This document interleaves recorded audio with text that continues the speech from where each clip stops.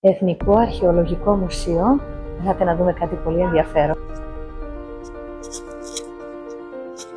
Ο σκελετός αυτός βρέθηκε στον κεραμικό και ανήκει σε ηλικιωμένο άντρα. Εξού και οι πάρα πολύ έντονες αλλοιώσεις στο σκελετό του. Φαίνεται πως ο άνθρωπος αυτός ήδη από νεαρή ηλικία είχε χάσει αρκετά δόντια. Δίπλα, ο σκελετός νεαρού άντρα είναι αυτός εδώ. Νεαρός, ενήλικας άνδρας, ο οποίος φαίνεται ότι έκανε κάποια κουραστική εργασία, γι' αυτό και υπάρχουν αλλοιώσεις στο πάνω οστικό μέρος.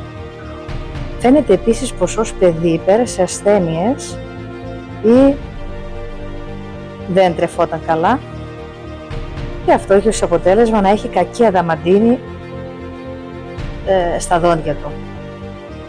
Κάτω από αυτό το σκελετό βρέθηκαν υπολείμματα του Αδειώνα Μπέλου. Έτσι θυμόμαστε τον Αριστοφάνη στις Εκκλησιάζουσες, ο οποίος μας έλεγε πως υπήρχε η συνήθεια κάτω από τους νεκρούς να βάζουν διάφορα φυτά όπως αμπέλια ή ματζουράνα ή ρίγανη. Εθνικό Αρχαιολογικό Μουσείο Αθηνών. Γιατί περπατώντας στη σύγχρονη Ελλάδα, περπατάς στην αρχαία Ελλάδα.